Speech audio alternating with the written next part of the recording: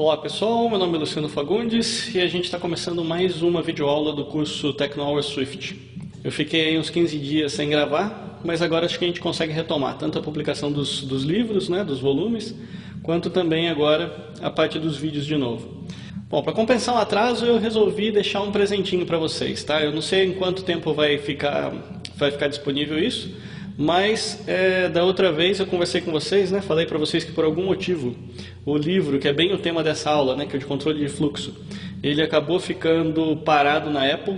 Não sei dizer porquê, fazem aí quase um mês já que o livro está lá esperando aprovação. Eu já publiquei uns 2 ou 3 livros depois disso e todos eles foram aprovados, mas por algum motivo esse de controle de fluxo não foi.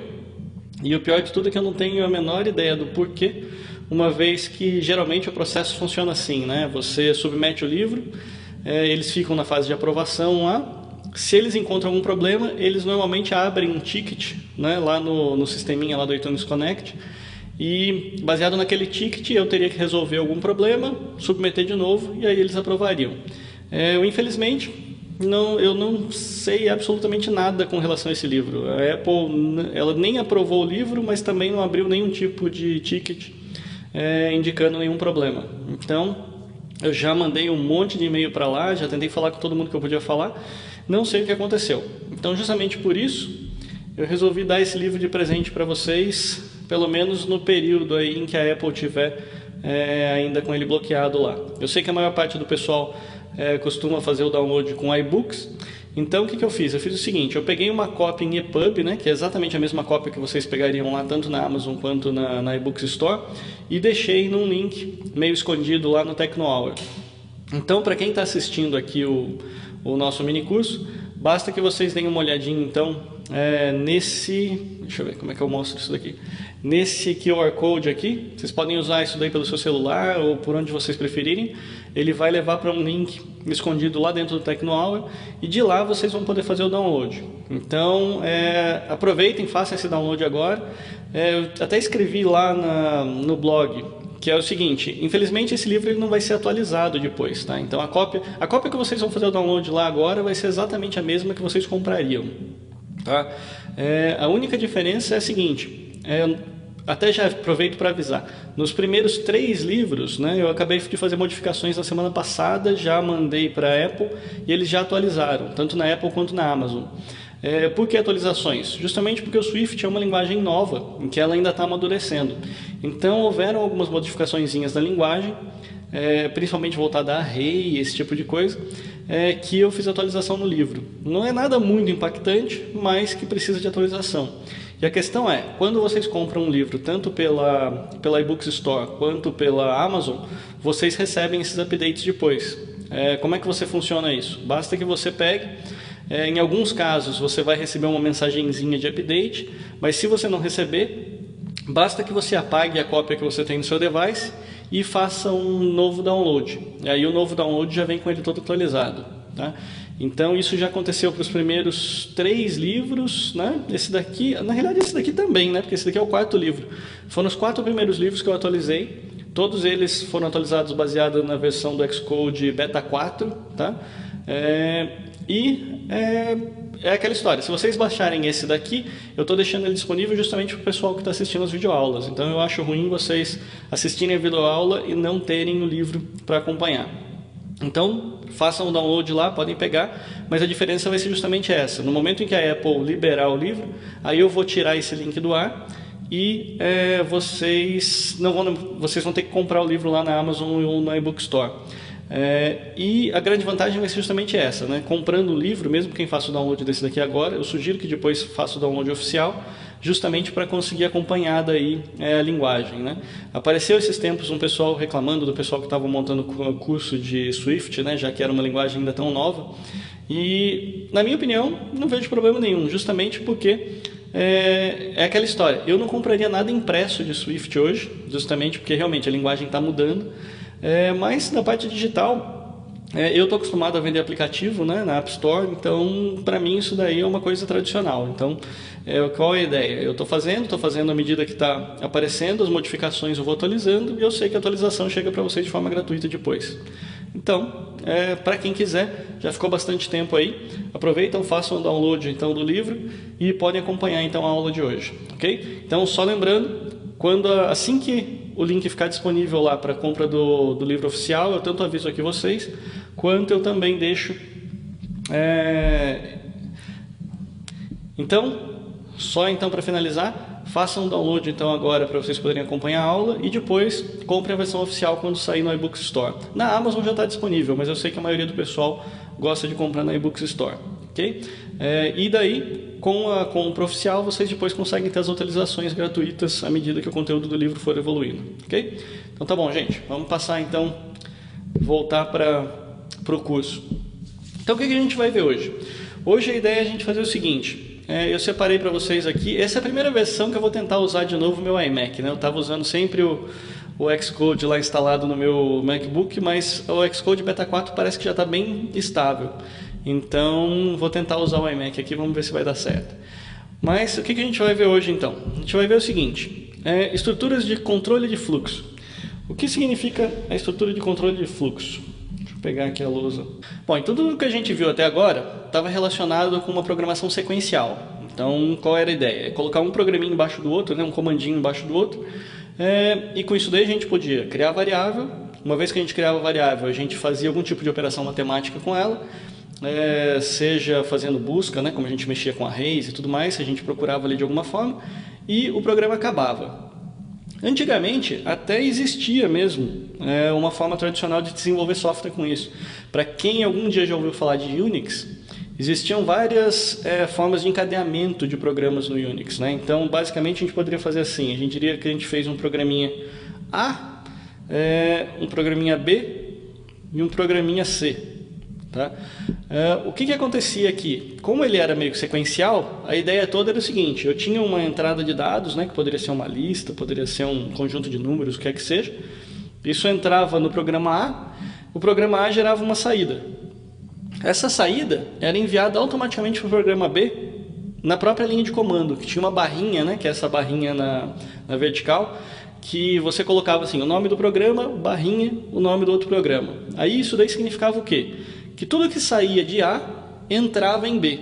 Então ele entrava aqui e depois você poderia fazer uma sequência, né? Isso daqui se chamava de pipe, né? Que a gente fazia, né? Como se fosse um caninho mesmo, onde a gente tinha um caninho com vários programas e o que entrava nesse programa era como se fosse uma sequência de filtros que ia sendo aplicado, processamento, até que saía o resultado final lá do outro lado, tá? Isso daqui é muito antigo, né? A gente está falando de, sei lá, 20 anos atrás, 30 anos atrás. Bom, essa ideia toda de desenvolver software sequencial já não vinga mais há muito tempo, tá? Por quê? Justamente porque as máquinas ficaram mais poderosas, a gente não precisava mais ter um programa só rodando ao mesmo tempo. Então, o que a gente fazia? A gente agora pode ter vários programas rodando ao mesmo tempo, a gente pode ter várias rotinas rodando ao mesmo tempo, e a gente pode, então, começar a modularizar melhor um código, né? Porque ele pode ser, então, muito maior do que ele poderia ser há muitos anos atrás, e com essa modularização a gente precisa começar a decidir o que o nosso programa vai rodar, tá? Baseado na saída do usuário. Então, basicamente, o que eu estou dizendo para vocês? Eu estou dizendo o seguinte, o que a gente fazia até então era uma coisa parecida com essa, né? Vamos supor que esses quadradinhos aqui, cada um era um comando. Tá? Então a gente estava fazendo um fluxo de trabalho que era assim, era sequencial. Então o comando A acabava, ele ia para o comando B e assim por diante. O que a gente vai começar a fazer a partir de agora é começar a incluir a possibilidade de decisão. Tá?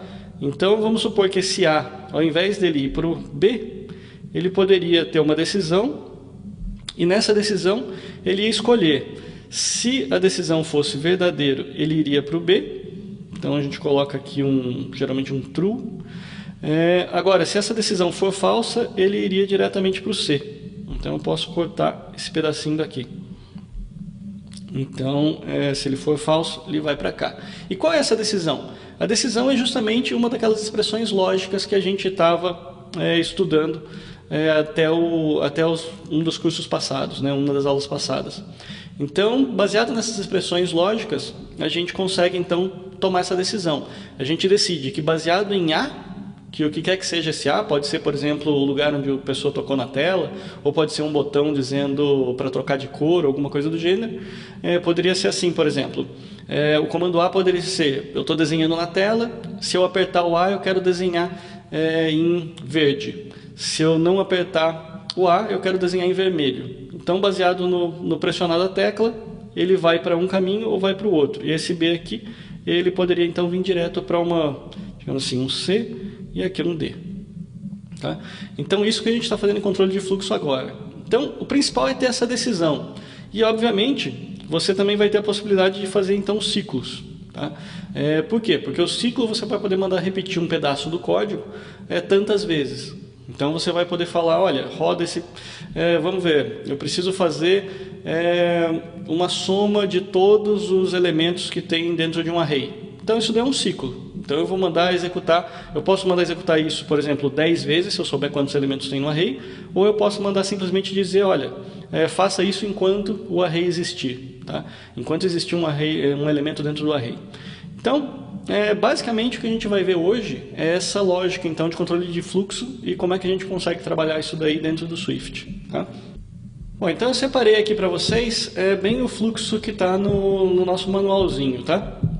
Eles usam um exemplo da Apple, usam um exemplo muito legal, que é um joguinho, né, que eles fazem, que é um joguinho de... Vou até mostrar aqui para vocês o desenho, quer ver?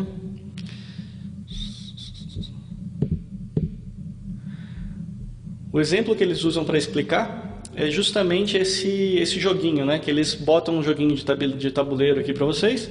E como é que vai funcionar, né? Já explico a lógica do jogo aqui para a gente poder começar a programação. Basicamente esse joguinho é o seguinte, vai todo mundo aqui para a casinha 1, né, no peão. Hoje a gente vai usar talvez uma casinha 0, isso daqui eu vou decidir ainda. Mas como é que funciona? Você joga um dado e baseado no dado que você jogou, você tira lá um determinado número de casas para você andar. E quando você cair aqui na parte de baixo de uma escada, você pula lá para cima da escada. Se você der um azar e cair numa cabeça de cobra, aí você meio que escorrega e cai até a cauda da cobra. Então isso daqui a gente vai desenvolver, o exemplo que a gente vai desenvolver da aula de hoje é justamente seguindo esse joguinho aqui, a gente vai bolar um programinha que permite o computador jogar esse jogo. Tá? Então vocês já vão ver vários conceitos aí baseado nisso para a gente entender o controle de fluxo. Okay? Depois eu posso voltar aqui esse desenho se vocês precisarem. Então vamos lá. Então, como eu vou seguir então um exemplinho aí das cobrinhas, né? O que eu vou fazer primeiro, né, para a gente poder começar? Primeira coisa, eu vou definir o tabuleiro. Tá? Como que eu vou definir esse tabuleiro? Eu poderia, tá? A gente já viu o array. Vocês sabem que o array ele recebe ele pode receber qualquer objeto, inclusive um array. Então eu poderia definir isso daqui como se fosse uma matriz. Tá? Eu poderia pegar, por exemplo, um array de linhas, tá? Que conteria em cada uma das linhas a coluna correspondente. Tá? Isso até é aquela história, seria possível, mas computacionalmente não seria eficiente. Tá? Então como que a gente vai organizar esse tabuleiro aqui? Como é que a gente vai representar esse tabuleiro para a aula de hoje? A gente vai representar baseado aqui nesse desenho. A gente vai dizer o seguinte, olha, em vez de eu representar isso daqui na forma de uma matriz, tá, de linhas e colunas, eu vou representar como um único array. Né? E como é que vai funcionar? Vai ser mais ou menos como se eu pegasse aqui cada uma das linhas, cortasse e colasse aqui em um único array, como se fizesse uma tira bem grande com todos os arrays. Então o que vai acontecer? Vai ficar 1, 2, 3, 4, 5, né, a posição, a próxima posição depois de 5 vai ser 6. Então ele vai criar essa tira gigante em um único array. Tá? E a gente vai ter então a posição inicial 1 e a posição final 25, tá? Que vai ser o final do tabuleiro. Então como é que a gente faz isso? Vamos começar a preparar o joguinho da cobra.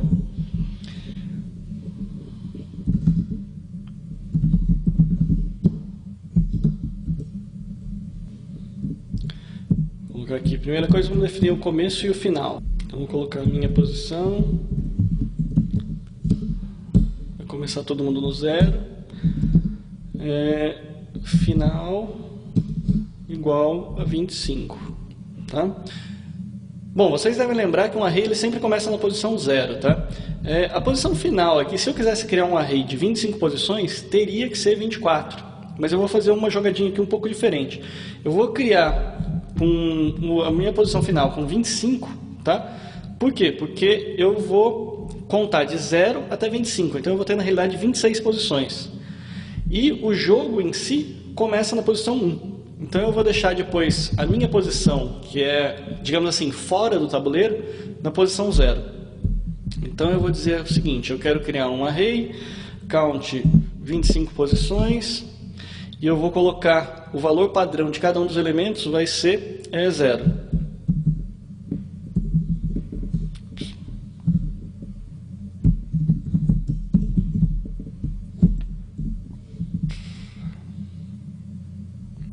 Ok, então com isso daqui eu criei um tabuleiro que tem 26 posições e cada um dos elementos tem o valor 0. Tá? Vocês vão entender o porquê que eu estou fazendo isso depois. Já mostrando para vocês o que mudou, né? Que eu falei para vocês que eu tive que atualizar os últimos 4 livros. Vocês estão vendo que isso daqui eu não mostrei para vocês na aula passada, que falava da parte de arrays, justamente porque ainda não existia. Essa daqui foi uma das mudanças do Swift. Como é que funcionava antes, tá? Antes eu declararia array dessa forma, tá? Vocês podem ver que ele até mostra um erro agora aqui para mim já no beta 4. No beta 3 ele dizia que havia mudado, né? A própria mensagem de erro já mostrava para a gente que ele havia mudado e que não é mais dessa forma que a gente criava o array. Aqui ele já dá uma mensagem de erro mais feinha. Mas, então para vocês já ficarem sabendo, a nova forma então de declaração de array é desse formato. É o tipo entre colchetes.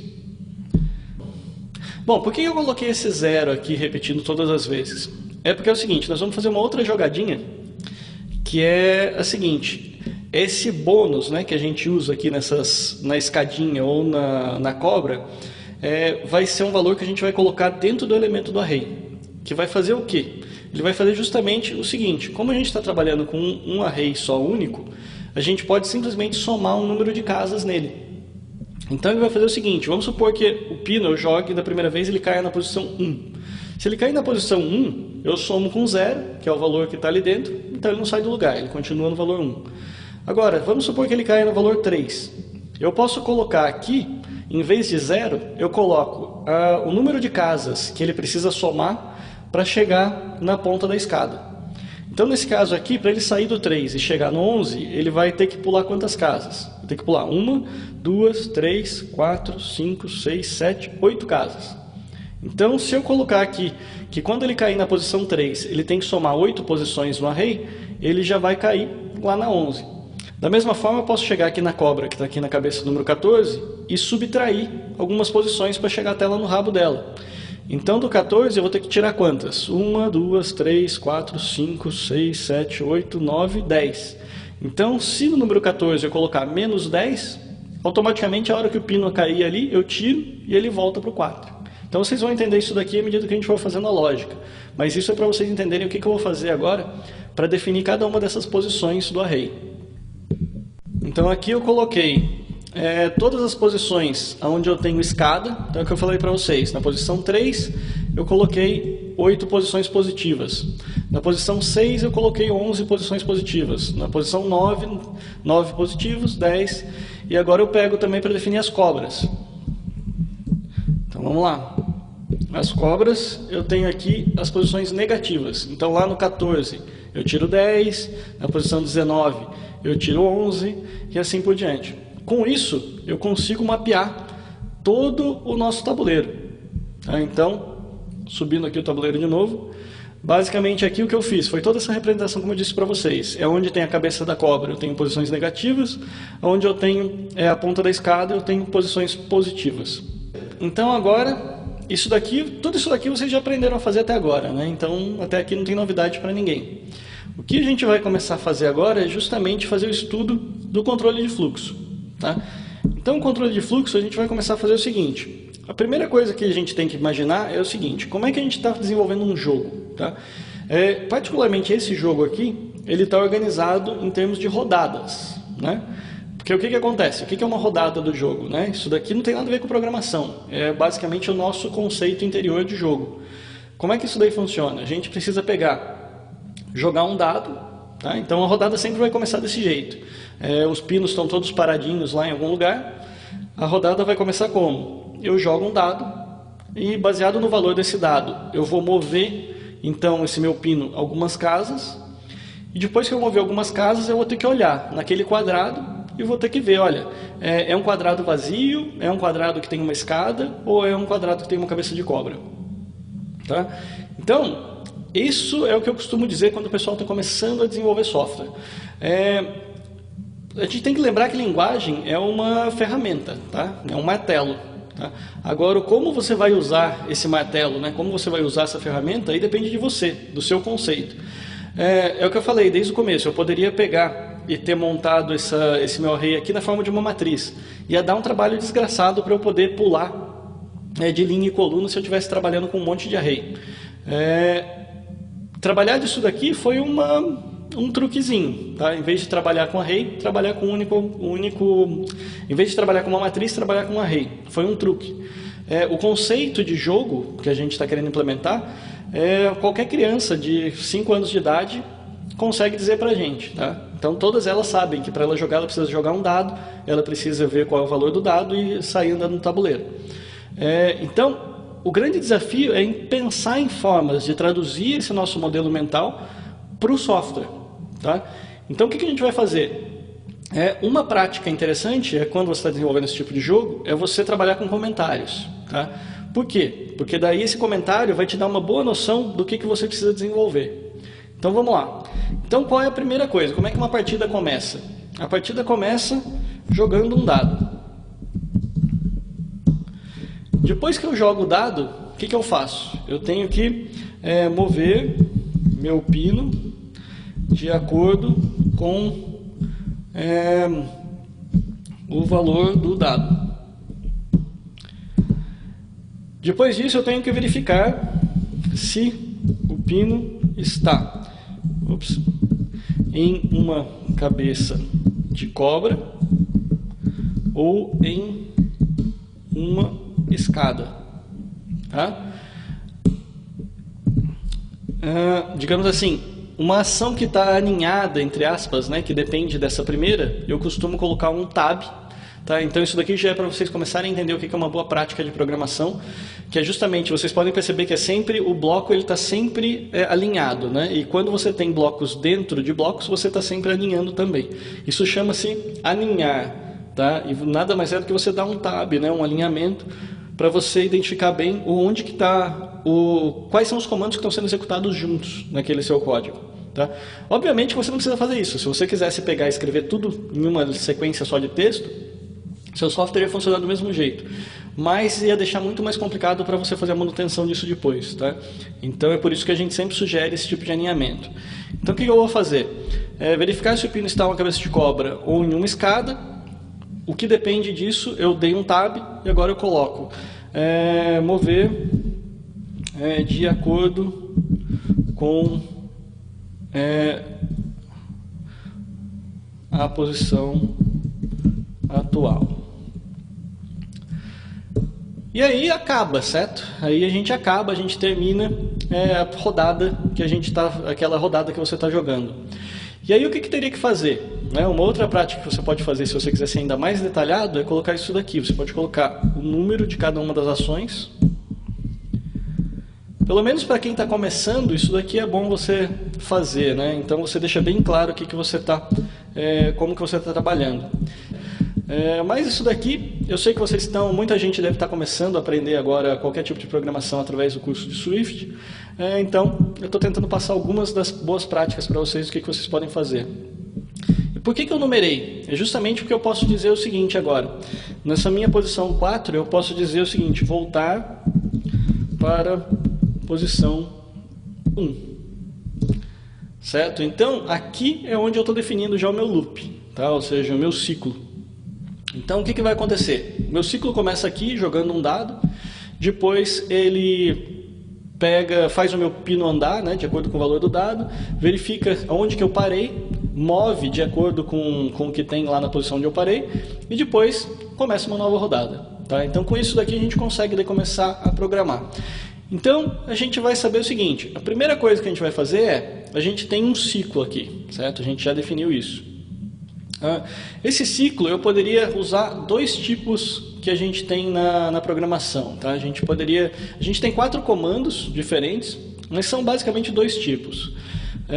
Eu tenho for in, que a gente já viu no vídeo passado, que basicamente o que ele faz? Ele permite que eu pegue um array, por exemplo, e faça a iteração dentro dos elementos desse array. Tá? Então, vou colocar um exemplinho aqui antes da gente voltar lá em cima e continuar o exemplo da cobrinha. Então, eu posso ter, por exemplo, um array. Vamos usar o exemplo do próprio tabuleiro. Tá? Então, eu poderia fazer for casa in tabuleiro. Vou colocar aqui o exemplo. Aqui.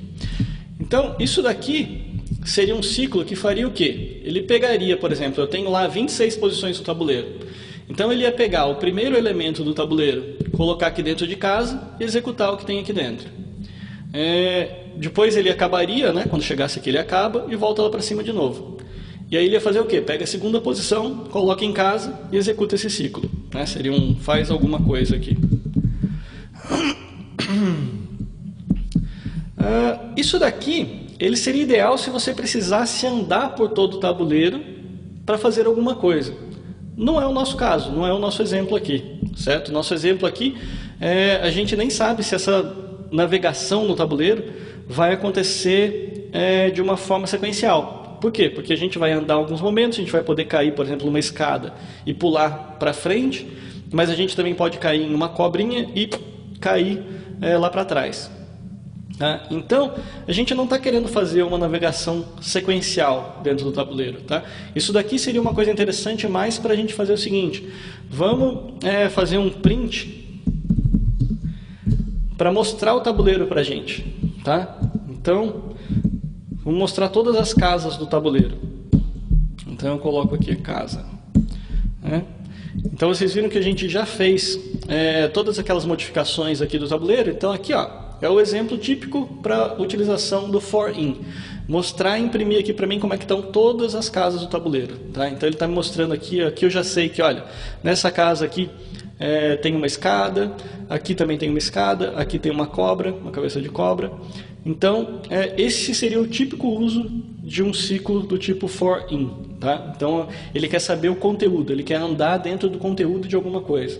Não vai ser o que a gente vai usar aqui para o jogo, mas é a forma como ele funciona. Aí a gente tem um outro for, tá? Um outro tipo de for. Esse daqui ele é o for meio que tradicional, que todo mundo está acostumado em outras linguagens, como Java ou C. Tá? Então, como que seria esse for tradicional? Ele é um for onde você define uma variável.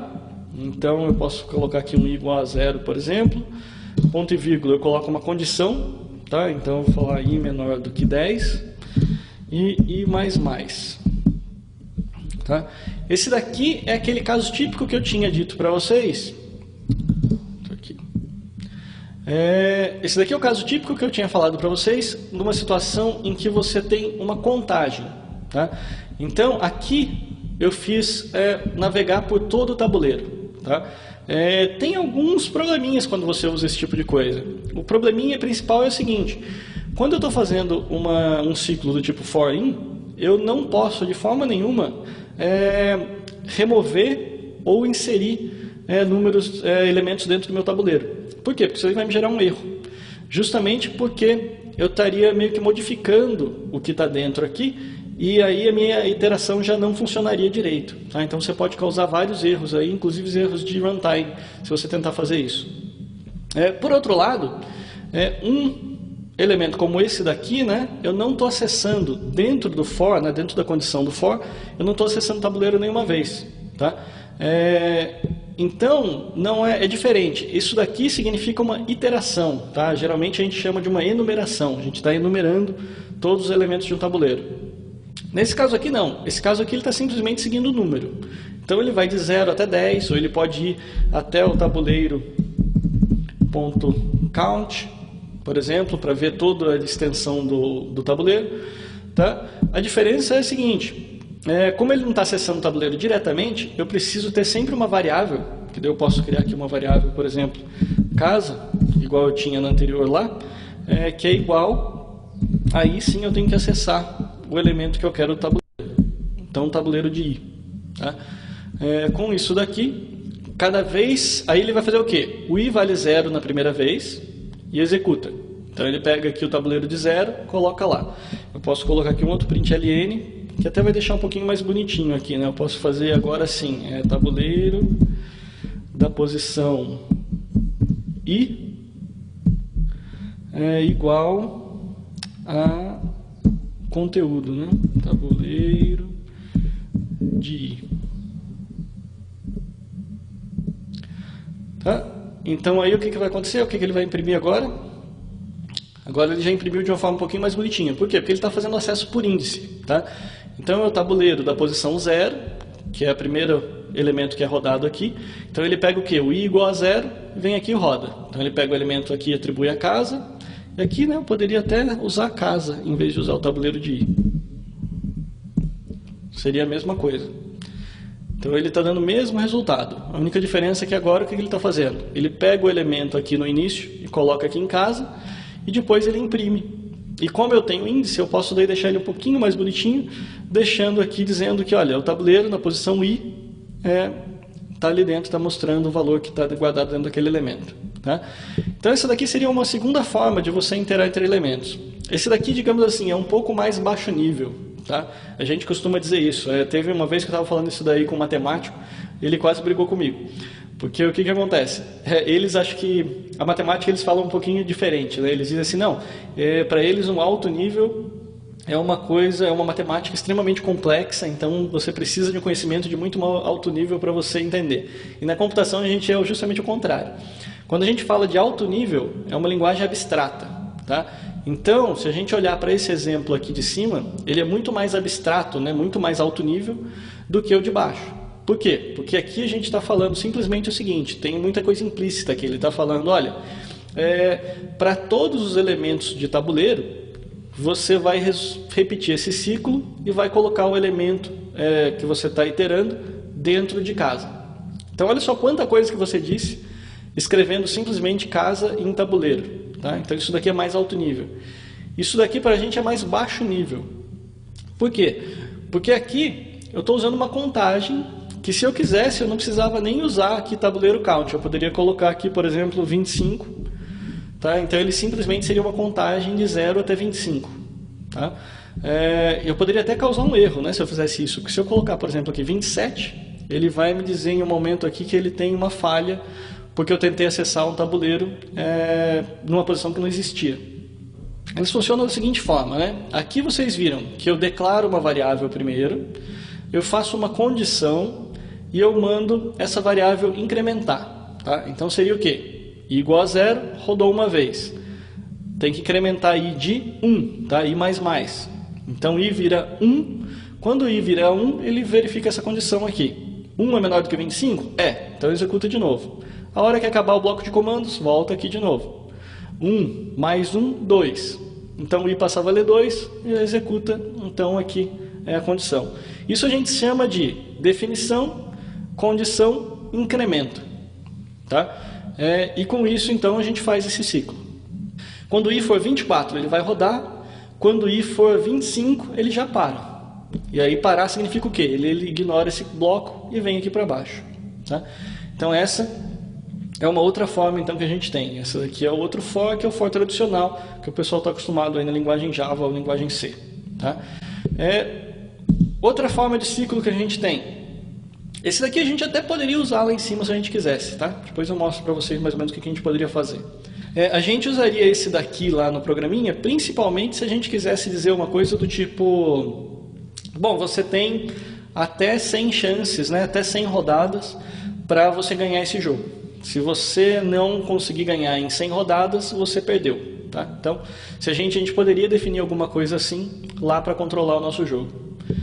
Agora, tem aí mais dois aqui que eles são, vou até deixar eles mais ou menos juntos, porque eles são praticamente iguais, tá? Que é o while e o do while. Como que eles funcionam? O while, ele é um pouco mais baixo nível ainda, digamos assim. Por quê? Porque a única coisa que ele recebe é uma condição. Tá? Então, como é que ele funciona? Seria um while, Eu posso até fazer aquele mesmo for. Eu vou criar aqui uma var i igual a 0, tá? Que não tem nada a ver com while, certo? É simplesmente um comando que eu estou usando antes do programa. O while eu vou fazer i menor do que 25, vou abrir o bloco. Então o que está acontecendo aqui? É mais ou menos como se eu desmembrasse isso daqui e deixasse ele com um nível ainda mais baixo do que ele já está. Eu estou dizendo então aqui, a única coisa que o while se preocupa é: eu vou executar esse ciclo enquanto essa condição for verdadeira, tá? Enquanto isso daqui for verdadeiro, eu executo. A hora que ele for falso, eu caio fora. Então aí o que eu tenho que fazer aqui? Aqui eu posso até pegar esse mesmo println aqui, né, para ver, andar pelo tabuleiro. Eu vou ter que pegar e fazer o casa, né, porque eu não tenho ainda o casa definido. Vamos lá, casa igual a tabuleiro da posição i. Agora, verifiquem uma coisa. Ele acabou entrando num loop infinito aqui, né? Por quê? Justamente porque esse i ele vale 0 e ele vai ficar constantemente rodando aqui, provavelmente até estourar a memória. Não sei nem o que vai acontecer aqui no Xcode. Vamos ver se ele está bom mesmo. Mas ele vai rodar até estourar a memória do computador. Por quê? Porque o i não está modificando em momento nenhum. Então o i nunca vai deixar de ser menor do que 25. Para isso, o que eu tenho que fazer? Eu tenho que vir aqui e criar, por exemplo, um i++. Colocando o i++, automaticamente eu recriei esse for. Tá vendo que ele aqui diz que eu rodei só 25 vezes agora. Por quê? Porque ele começou com 0, fez aqui a atribuição do tabuleiro daquela posição 0, imprimiu. Tá? Então, se a gente olhar depois no console, deve imprimir isso daqui. E fiz somar 1. Então, no que eu fiz somar 1, aquele i que era 0 passou a ser 1. E acabou aqui, voltou para lá. Então, agora ele comparou. 1 é menor do que 25? Ups. 1 é menor do que 25? Então ele continua fazendo. E ele vai fazer isso daqui até que esse i aqui esteja na posição 24, receba daí mais 1, vire 25. A hora que virar 25, ele para e daí ele vai para frente. Tá? Então, tem algumas coisas interessantes que a gente pode ver. Por exemplo, aqui no caso de casa, a gente colocou aqui dentro do tabuleiro, né? A gente já estava vendo o println que a gente dava, mas aqui no playground a gente pode ver a movimentação, né, do que está acontecendo em cada momento. Então, como a gente está atribuindo aqui casa 25 vezes, a gente pode ver aqui nesse gráfico aqui, ó, se eu baixei aqui do lado, que o que acontece? Na posição 0, ela está 0, 0, 0, depois ela pula lá para o, provavelmente deve ser 8, né, positivo.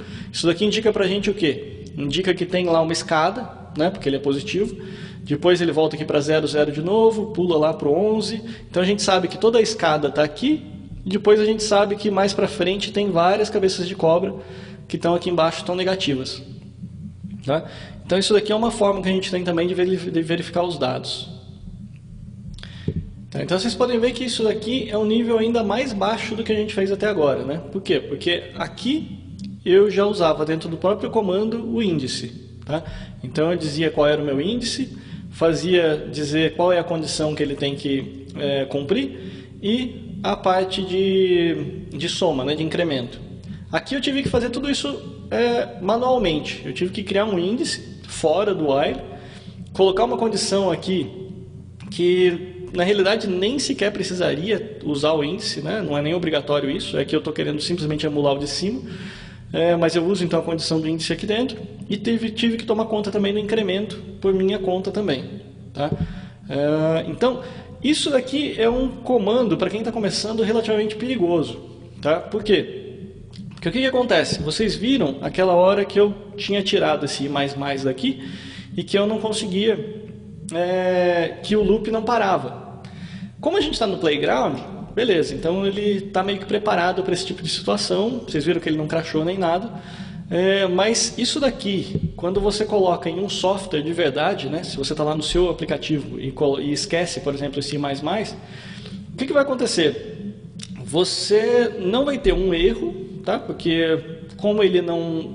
Digamos assim, não é obrigatório você colocar esse incremento. O programa não sabe disso. Tá? Então você não vai ter nenhum tipo de erro de compilação, mas na hora que você for tentar rodar, esse loop vai ficar rodando eternamente. Tá? Então, o que você vai perceber no seu programa? Você vai ver que, não, meu programa travou. Tá? Se ele travou, é porque ele chegou no que a gente chama de um deadlock. Tá? É uma situação onde ele tem um loop, ele está rodando ali e vai ficar rodando para o resto da vida. Então ele não vai nem sequer gerar um erro para você de runtime. Por quê? Porque ele está fazendo o que você mandou. Tá? Então não é um erro. É um erro que, infelizmente, é um erro do programador. O software em si está fazendo o que foi mandado fazer. Então, nem necessariamente um erro de runtime você não vai ter. O que talvez você possa ter pode ser um crash. Tá? Por quê? Porque ele vai ocupar o processador, 100% do seu processador, então o próprio sistema operacional às vezes vai ficar meio doido ali dentro e vai acabar matando ele. Você vai ver, às vezes você vai, dependendo do computador que você estiver usando, você vai escutar as ventoinhas começarem a rodar, porque vai começar a esquentar demais o processador. O que mais? Se você estiver usando memória, aí sim pode ser que você tenha um crash também de memória. Por quê? Porque a sua memória do disco, né, a memória do computador que alocou para o seu programa é finita. Se você estiver alocando ali 1K de memória que seja dentro de um loop infinito, uma hora você vai estourar essa memória. Tá? A hora que você estourar essa memória, também o sistema operacional vai acabar matando o seu programa. Tá? Então, mas assim, normalmente o que você vai ver num caso desse vai ser simplesmente o seu programa parar de responder. E você não vai saber muito bem o porquê. Tá? Então, por isso que esse daqui é um comando extremamente perigoso que você tem que tomar com muito cuidado quando você for usar. Sempre garantir que em algum momento essa condição aqui vai ser falsa, tá? Para ele poder sair. Tá? E eu falei que o do while era praticamente a mesma coisa, certo? Sim, por quê? Porque aqui vocês estão vendo que a condição está acontecendo aqui no começo. Tá? Então, por exemplo, se eu tivesse aqui um i igual a 25, isso daqui nem sequer seria executado. Tá vendo? Ó? Ele nem mostrou mais aquele executado 25 vezes. Por quê? Porque eu já matei a execução do programa aqui. A hora que essa condição aqui foi falsa, ele nem chegou a passar. Então ele não executou nenhuma vez. Tá? Ou se eu quisesse diminuir a quantidade de vezes, eu poderia colocar 10. Então 10 ele vai dizer que eu executei aqui 15 vezes. Por quê? Porque foi de 10 até o 24. Tá? Mas eu consigo matar então a execução do programa logo aqui em cima. Tá? Então isso significa que isso daqui nunca vai rodar. O do while é justamente para substituir esse tipo de coisa. Por quê? Porque eu quero garantir, por exemplo, que o programa vai rodar pelo menos uma vez. Tá? Qual situação você vai usar isso?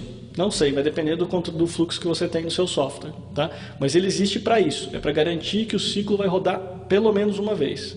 E como é que ele funciona? É simples. Então, a grande diferença é que ele separa. Então ele põe o do e depois aqui fora ele põe o while. E a condição vem aqui para baixo. I menor do que 25. Tá? Então se eu pegar e zerar o i de novo, colocar então aqui esse mesmo comando. Olha só, então aqui vou até colocar aqui do while para vocês saberem diferenciar. Então aqui é o que a gente está vendo aqui, certo? A gente vê o do while está indo aqui do 0 até o 24. Do 0 até o 24. Nesse caso aqui, que eu falei para vocês, o 26 não está nem rodando mais. Mas se eu colocar 26 aqui, ele vai rodar pelo menos uma vez. Por quê? Porque o loop... 26... vou colocar aqui 25, para ele rodar pelo menos com um elemento válido. Porque o 26 ele já me gerou um erro, justamente porque não tinha esse elemento no array, a 24. Agora sim. Então o que ele fez? Ele pegou só o elemento 24. Por quê? Porque ele rodou primeiro e depois é que ele avaliou essa condição.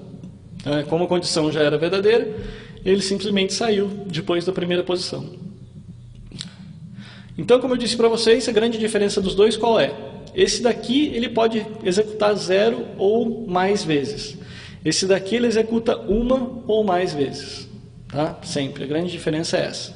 Tá? Então, agora que vocês conhecem todos os métodos de loop que a gente tem, qual que a gente pode usar para a gente rodar lá o nosso programinha da cobra? É o que eu falei para vocês, se eu quisesse limitar a quantidade de rodadas, eu poderia usar esse daqui. Mas eu não quero, eu quero que ele continue jogando até que ele acabe o jogo, certo? Vocês podem até fazer esse exercício depois e mudar várias formas aqui esse programinha. Então o que eu vou fazer é o seguinte, o que eu vou usar vai ser esse while, tá? Por quê? Porque esse daí ele vai rodar enquanto uma situação for verdadeira. E para mim, qual é a situação que eu quero que seja verdadeira? Enquanto a minha posição, né, o pontinho, né, o meu pino, não tiver chegado ainda no último quadrado, tá? Que é a condição de vitória. Então dá até para a gente colocar aqui mais um itemzinho aqui no 0, quer dizer o seguinte, rode isso enquanto não houver vitória.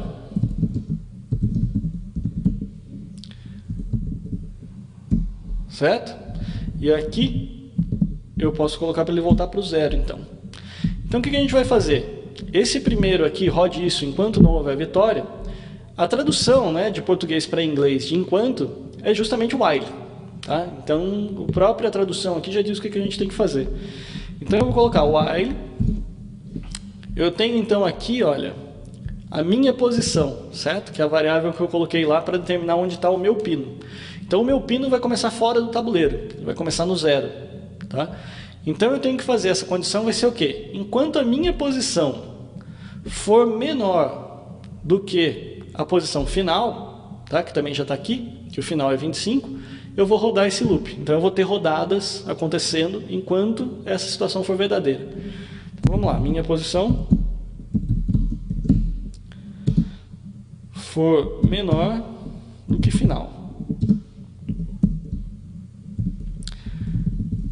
Fechar o bloco aqui embaixo. Então vamos lá, então a gente já sabe o que define o começo e o final de uma rodada, certo? Então, se eu não ganhei o jogo ainda, eu tenho mais uma rodada para fazer. Tá?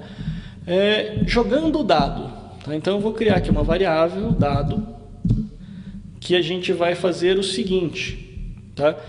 Isso daqui nem estava no livro original da Apple, justamente porque ele não usava ainda, acho que ele considerou meio que avançado demais a gente usar o comando de aleatório, né? Mas eu acho que vocês conseguem acompanhar. Tem um comandinho aqui chamado range, tá? Esse comando, o que ele faz? Ele gera um número aleatório para você, tá? E aqui a gente tem um problema sério aqui. Deixa eu fazer o seguinte, não quero que isso daqui atrapalhe depois. Eu vou colocar aqui minha posição igual a final, tá? Eu vou preciso do ponto e vírgula. Eu vou fazer isso daqui só pelo seguinte, que eu não queria que ele ficasse naquele ciclo doido lá que ele começou a ficar, certo? Porque o while, como ele já tem a minha posição e o final, ele ia acontecer igual aconteceu no for ali, ele ia ficar aquele ciclo doido lá e ia atrapalhar aqui para eu poder continuar. Mas depois a gente vai apagar essa linha aqui, tá? Eu fiz isso daqui mesmo só para ele não ficar rodando aqui, feito doido aqui do lado, enquanto a gente está falando. Então vamos lá. Então voltando aqui no range.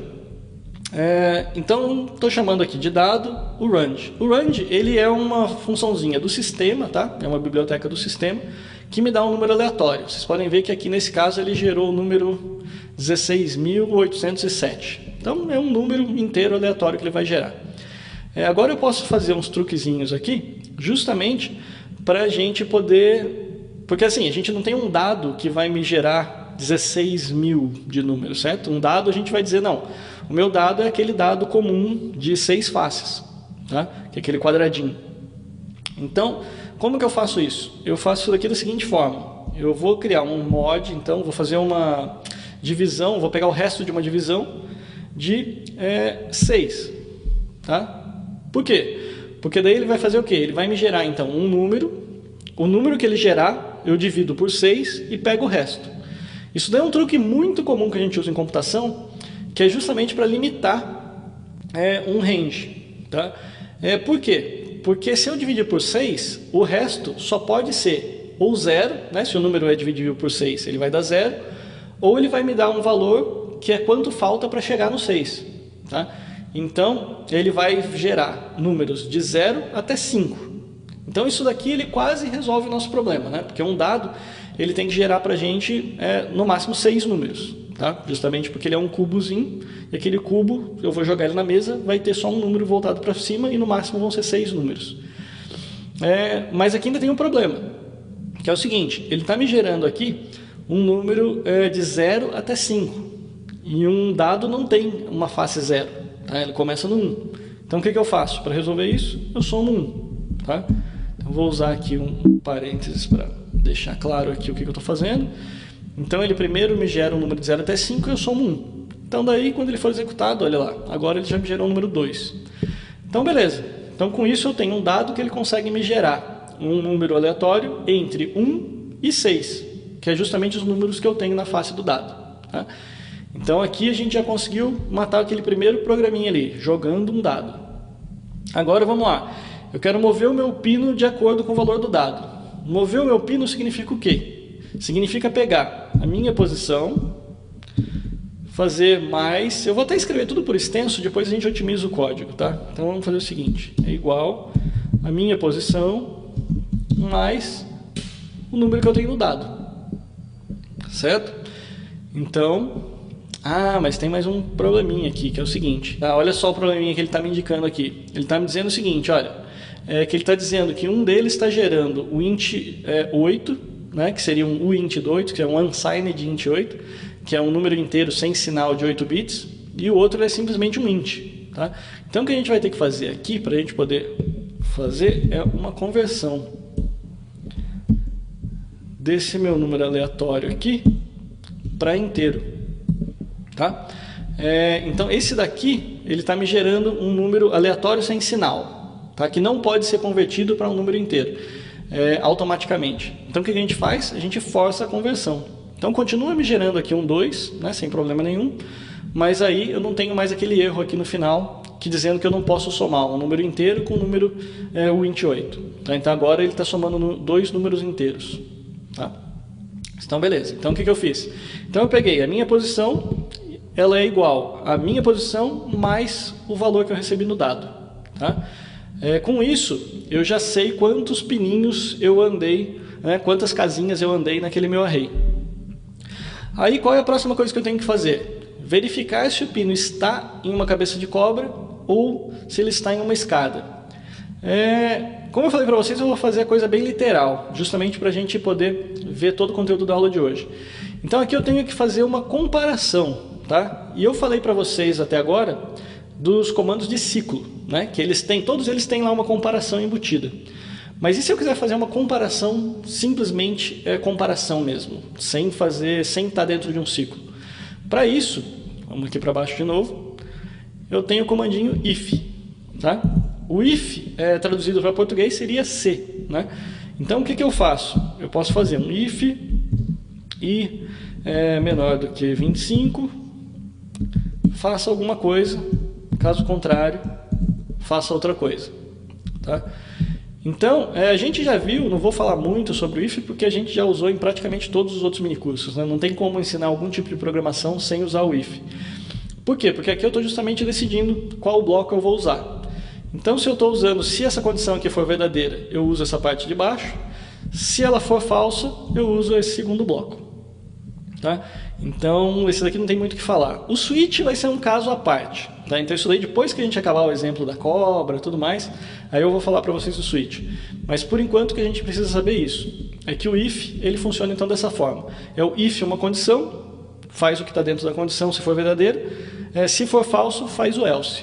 Tá? O else, em português, seria caso contrário. Tá? Então, vamos lá. Aqui no nosso programinha aqui, o que ele diz? Precisa verificar se eu estou numa cabeça de cobra ou se eu estou numa escada. Então eu posso até fazer o seguinte, olha. Como eu falei para vocês aqui no tabuleiro, sempre que tem uma cabeça de cobra ou uma escada, eu tenho um valor diferente de 0 aqui associado ao tabuleiro. Então, o que eu posso fazer para saber se eu tenho uma cabeça de cobra ou uma escada? Eu posso fazer um if, minha posição, na realidade tabuleiro, né? Tabuleiro, minha posição for, não adianta eu dizer se ela é maior do que 0. Se eu perguntar se é maior do que 0, eu estaria verificando só se ela é uma escada. Tá? E se eu falar se ela é menor do que 0, eu estaria verificando se ele é uma cabeça de cobra. Mas eu quero saber, tanto faz os dois. Então eu posso verificar simplesmente se ele é diferente de 0.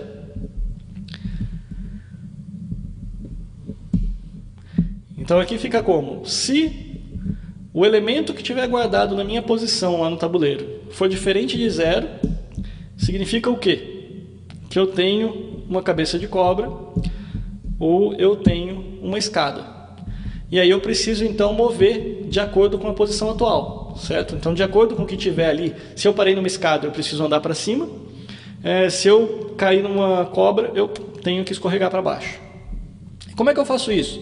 É justamente o que eu tinha comentado com vocês lá no comecinho. O que eu vou fazer? Eu vou fazer o seguinte, eu vou pegar a minha posição é igual a minha posição mais o que quer que tenha ali dentro daquele tabuleiro.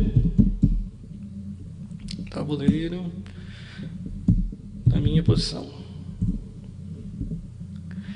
Então o que eu estou fazendo aqui? Eu estou fazendo o seguinte, olha, eu vejo o que tem dentro daquele tabuleiro. Então se for uma cobra vai ter um valor negativo, se for uma escada vai ter um valor positivo, e eu somo isso com a minha posição atual. Então isso vai fazer o quê? Se eu olhar aqui naquele exemplo, aqui no tabuleiro vai ser o quê? Se eu cair no 4, meu pino, né, minha posição atual é 4, tá? Mas aí ele tem o quê? Ah não, aqui ele é cobra, não vai adiantar. Está no 3, vamos supor, eu estou no 3. Então a minha posição atual é o número 3, tá? Eu sei que o valor que tem aqui dentro é mais 11, né? Na posição 3, deixa eu ver. Na casa, não, são 8. Então, o que vai acontecer aqui? Na posição 3, eu somo ao 3 o 8, que vai dar 11. Então, minha posição passa a ser 11 no tabuleiro. Tá? Então, o meu indicador de posição está aqui dentro. Essa variável, minha posição, ele passou a ser 11. Então, isso me fez andar para cima no tabuleiro. Certo? Então, é a minha posição atual. Então, o que vai acontecer? Ele vai ficar fazendo isso daqui, né?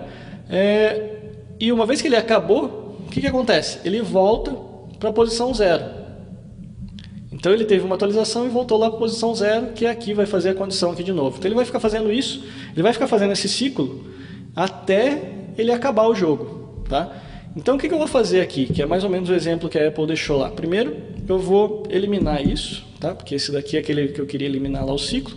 Por quê? Porque agora a gente já sabe que em algum momento ele vai acabar o jogo. Ah, sim, vocês podem ver que aqui aconteceu um erro, que ele está dizendo que eu tentei acessar uma posição inválida do tabuleiro. Por que isso? Porque a gente esqueceu de fazer uma validação aqui dentro do if. Por quê? Porque imagina o seguinte, imagina que eu estou na posição, por exemplo, 24, tá? E tirei o número 6, tá? No dado. Então significa que vai me jogar para uma posição além da posição 25. E aí eu já não tenho mais tabuleiro. Então, além de fazer essa condição aqui do tabuleiro, minha posição é diferente de 0, né? Eu posso fazer o seguinte, eu posso dizer que a minha posição, vou até fazer um outro if aqui dentro, quer ver? Vamos sair aqui, vamos fazer aqui um outro itemzinho que é não deixar pino sair do tabuleiro, tá?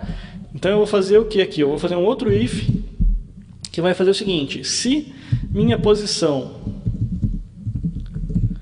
for maior do que a final, na realidade é maior ou igual, né, do que a final,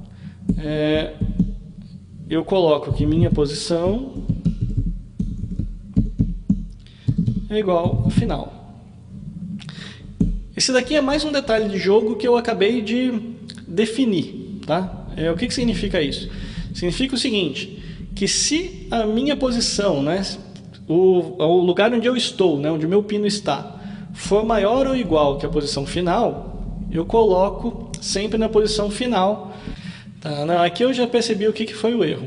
O erro foi o seguinte, a gente está dizendo que a nossa posição final é a 25, mas o tabuleiro ele vai somente de 0 até 24, que a gente colocou 25 elementos nele. Então o que eu vou fazer aqui vai ser aumentar uma posição no tabuleiro, para que daí a gente consiga eliminar o erro. Tá? Então agora ele vai de 0 até 25. Tá? O resto pode continuar exatamente igual, porque as cobras são no mesmo lugar, as escadas nos mesmos lugares. Tá?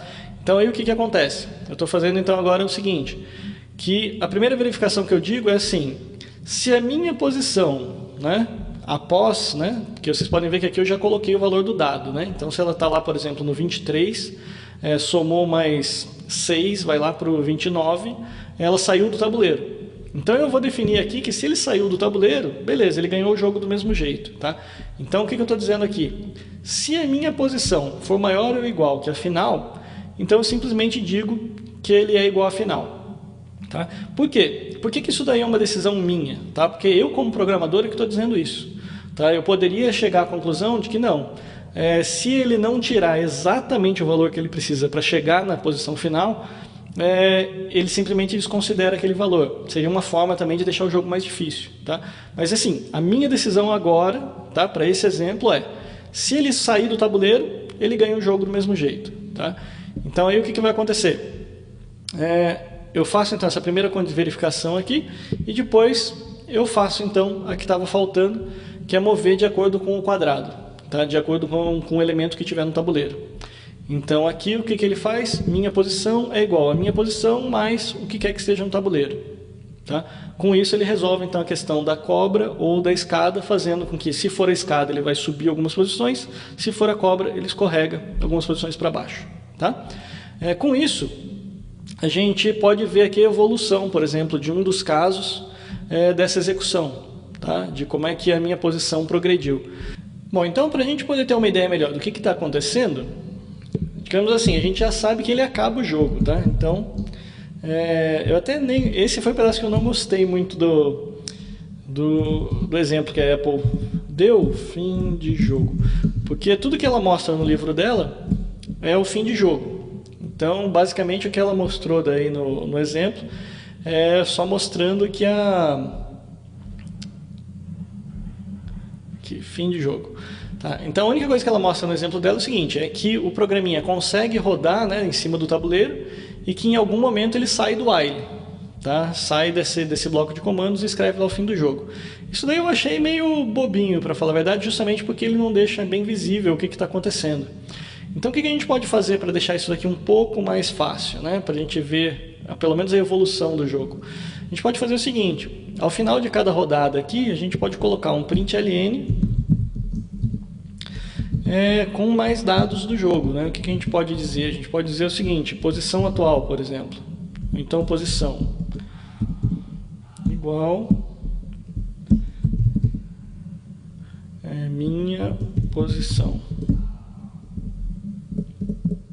Tá? Então agora pelo menos a gente fica sabendo o seguinte, olha lá, eu joguei o dado, fui para a posição 2, aí joguei foi posição 4, depois foi a posição 12, 15, 20, olha só, aí quando eu caí na posição 16, eu acabei voltando para 8, então eu caí numa cabeça de cobra, aí depois disso eu caí na 4 e pulei lá para 17, então ele foi fazendo esse vai e vem até ele chegar na posição 25, que é quando ele acabou e fez o fim do jogo.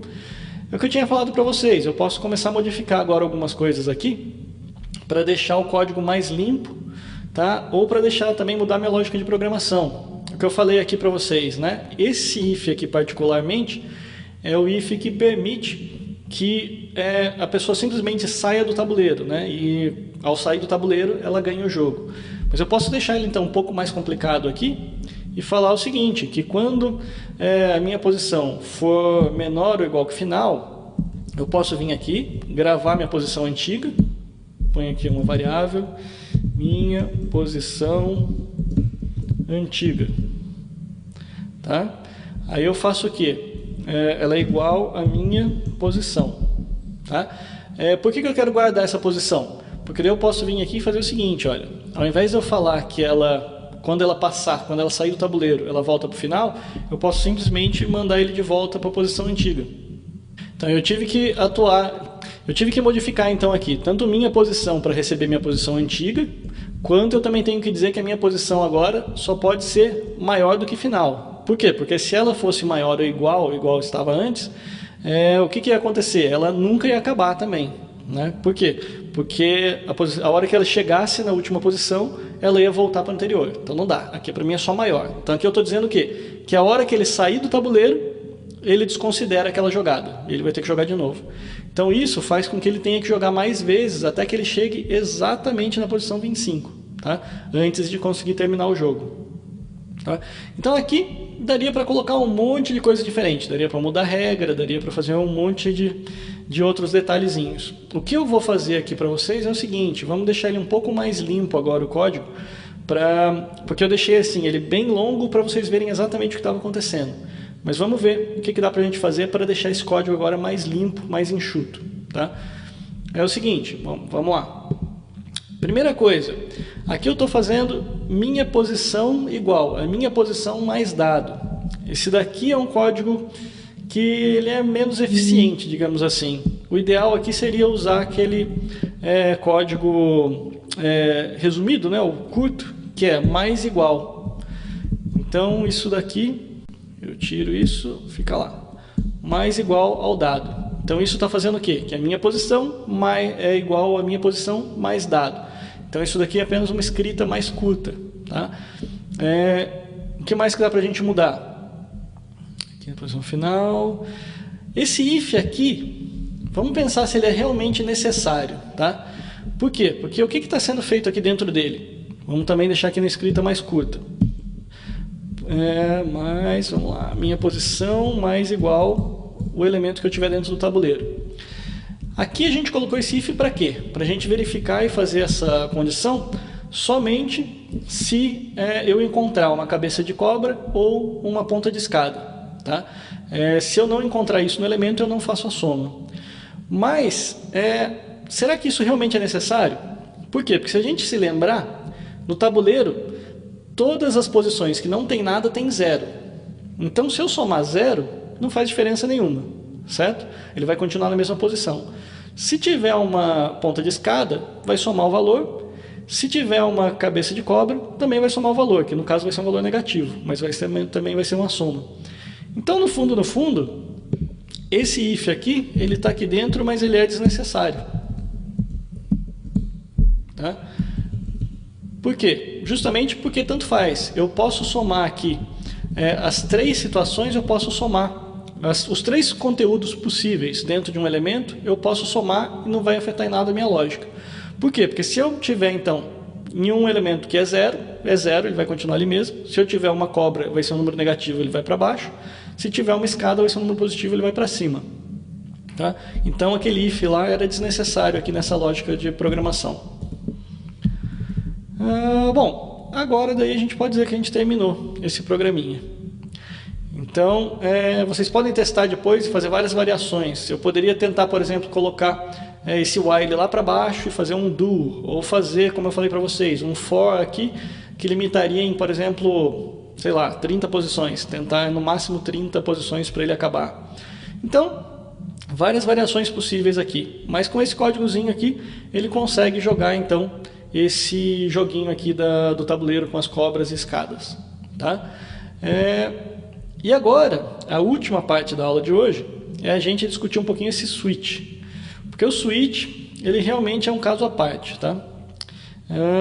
A Apple, ela deixou esse switch elevado à 10ª potência, tá? Para a gente poder comparar com as outras linguagens. O que esse switch faz, então, de diferente? Tá? Então, ele está no mesmo patamar que o if e o else. Tá? Só que ele trabalha de uma forma um pouco diferente. Enquanto o if e o else a gente diz que é se e caso contrário, o switch a gente tem vários casos. Tá? Então, caso isso, caso aquilo, caso aquele outro, e a gente deixa isso aí tudo dentro de um comando só. Então, o switch que a gente está acostumado é alguma coisa mais ou menos assim. Tá? Eu tenho um valor e tenho vários cases. Case 0, case 1, case 2. Eu vou colocar aqui uma coisa do tipo... vamos fazer o seguinte, quer ver? Para ficar um exemplo bem fácil. Var seleção igual a 0. Seleção igual a 1. Seleção igual a 2. Seleção igual a 3.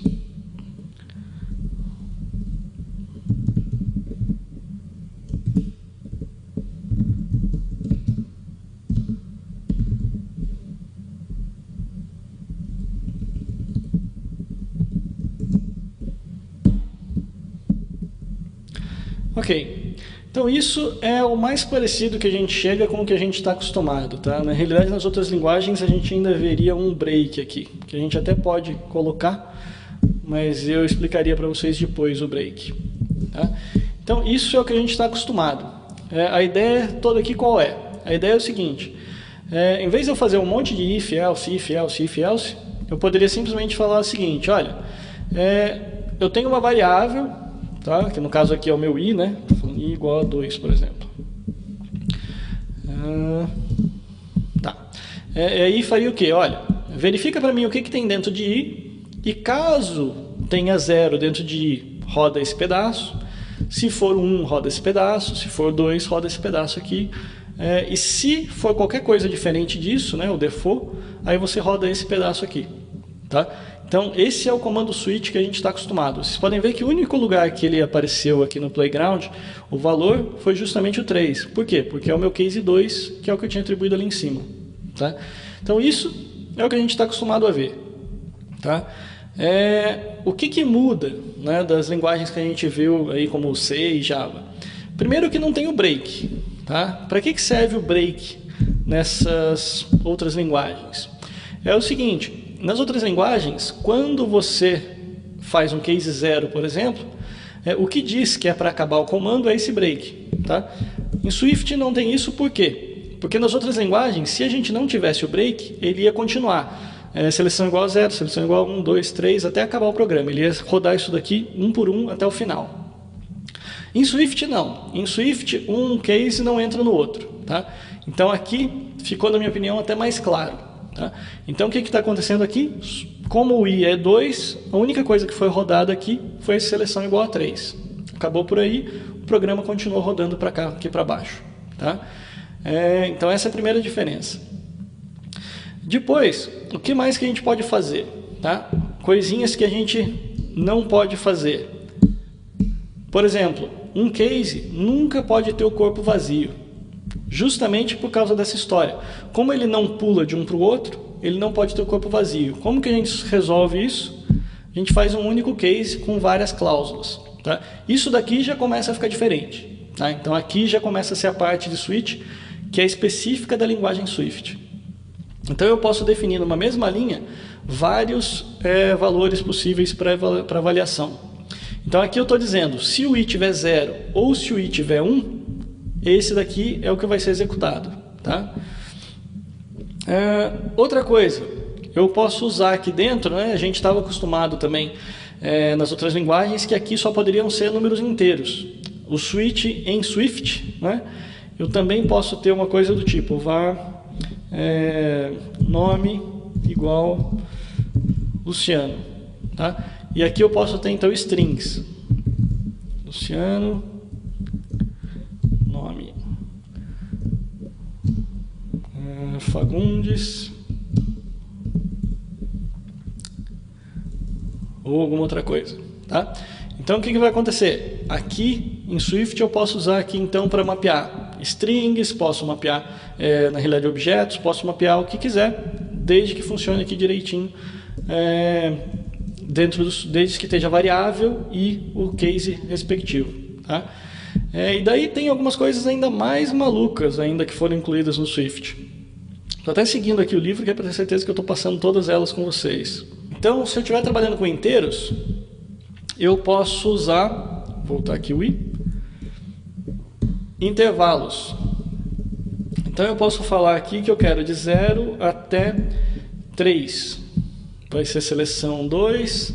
Aqui vai ser de 4 até 6. E aqui todo o resto.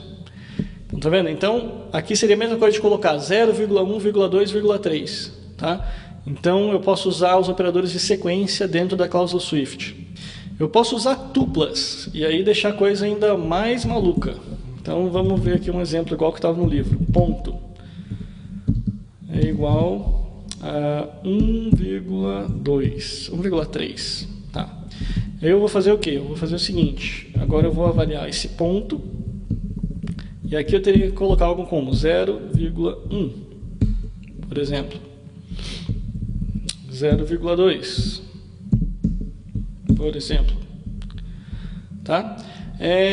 E olha só, aqui você pode ver que daí ele não aceitou nenhuma e acabou caindo no default. Por quê? Porque para eu poder mapear isso daqui para todos os valores possíveis, e esse daqui é um outro detalhe, o switch tem que sempre mapear todos os valores possíveis. Tá? Então, se eu não fosse usar essa cláusula default aqui, eu teria que fazer todos os valores inteiros, de 0 até o maior valor inteiro possível, para ele poder aceitar essa cláusula switch. Tá? Senão, ele me daria um erro de compilação. Tá? Se eu chegar aqui e tirar esse default, por exemplo, ele me dá um erro de compilação, justamente dizendo que o switch tem que ser exaustivo. Ele tem que contemplar todos os valores possíveis aqui. E agora, a parte boa é que tem umas coisinhas interessantes que você pode fazer, que é trabalhar com variáveis dentro desses cases. Então, por exemplo, eu posso fazer um case x, 1, por exemplo. Então, aqui, o que significa esse x,1? Seleção, vamos lá, senão ele vai reclamar.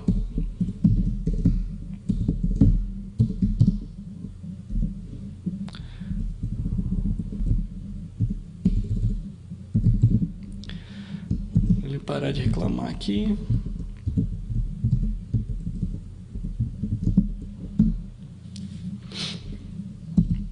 Ok, então aí isso daqui já facilita um pouco para a gente poder conseguir contemplar todas as opções. Por quê? Porque trabalhando com variáveis, eu posso dizer o seguinte, né? No caso aqui é uma constante, né? Na variável, é um let.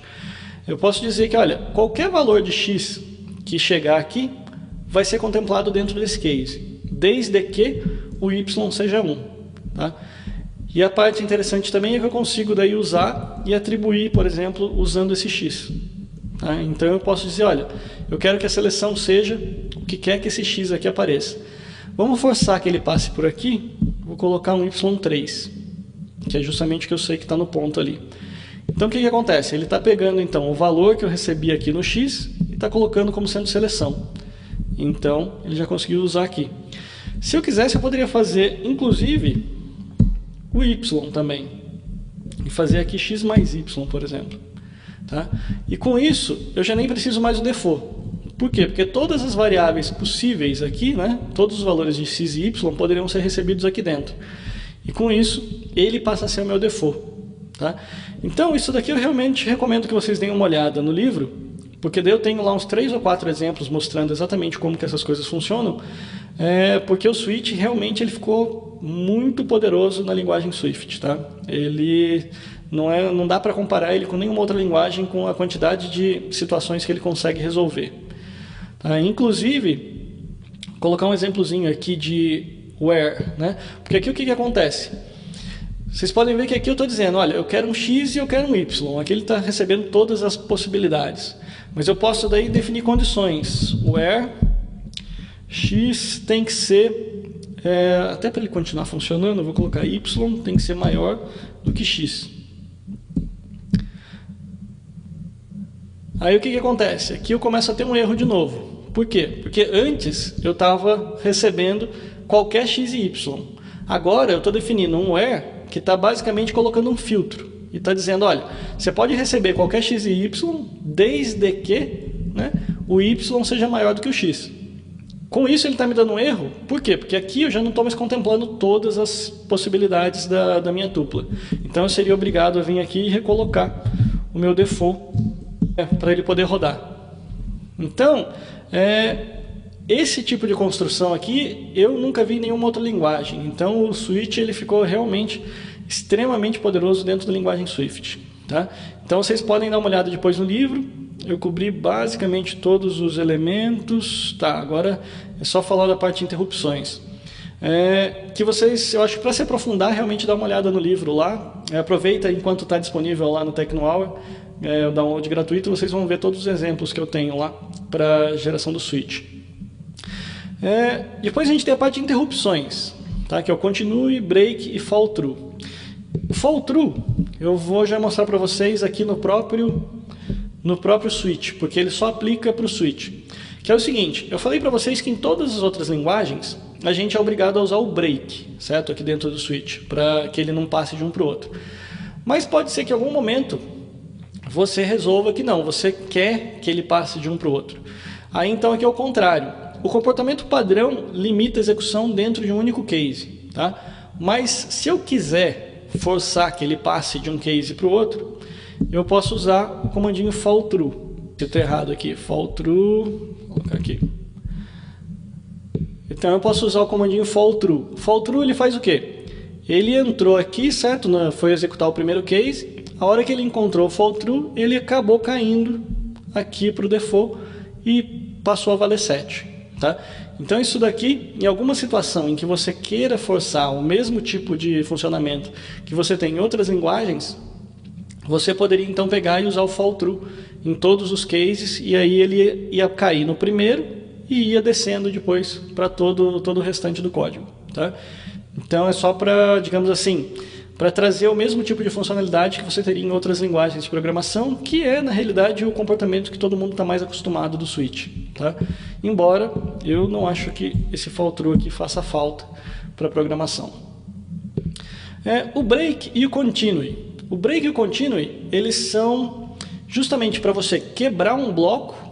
Tá? O break, principalmente, ele quebra os blocos, seja de while, seja de for, ele quebra. E o continue, ele faz com que o loop, que o ciclo se feche. Tá? Então vamos voltar aqui nos exemplos de loop, para vocês darem uma olhada em como é que seria a utilização dele. Bom, nesse caso aqui, por exemplo, ele roda 25 vezes, certo? Se eu colocar aqui no 0, vamos lá.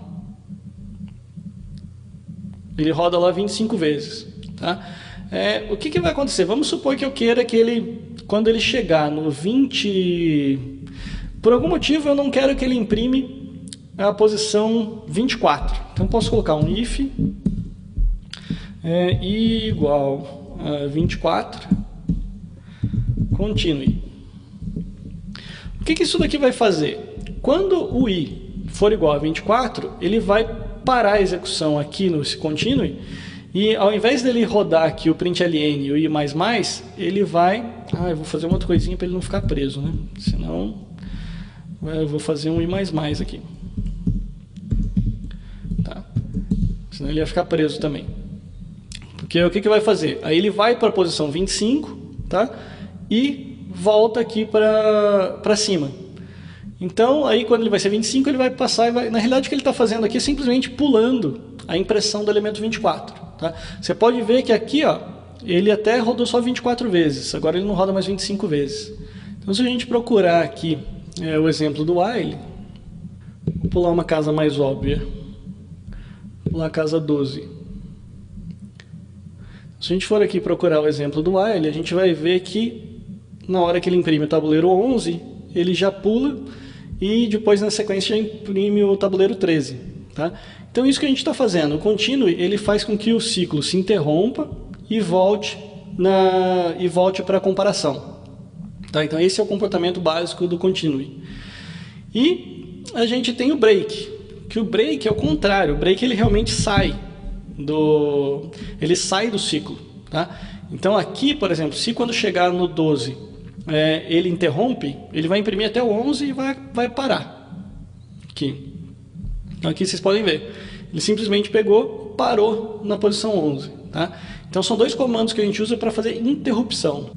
Tem algumas variações a mais da utilização do continue e do break, mas aí eu acho que vocês conseguem dar uma olhada e acompanhar pelo próprio livro. Ok? Então, é isso, eu acho que já deu mais ou menos o tempo que a gente queria para essa aula de hoje. Deem uma olhadinha então no livro, eu deixei o livro gratuito lá para vocês fazerem download. Deixa eu voltar aqui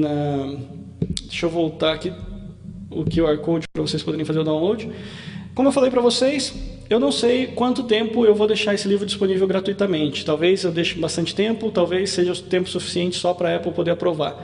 Mas como eu sei que quem está acompanhando aqui as videoaulas, o ideal é que tenha o livro, então eu deixei disponível gratuitamente para vocês. Deem uma olhadinha lá, principalmente nessa parte do Switch, que tem muito detalhezinho, então vale a pena vocês darem uma olhada. E assim que a Apple liberar o livro lá na iBook Store, não se esqueçam, já está disponível na Amazon para quem quiser comprar o oficial. Assim que a Apple liberar, a gente envia por Twitter e tudo mais a informação, e eu também atualizo essa página avisando que o livro já está oficialmente disponível no iBook Store. Ok?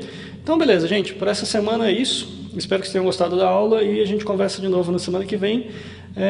O próximo tema vai ser de funções e closures, ok? Um abraço então, até mais, falo com vocês depois no Tecno Hour. Falou, tchau, tchau.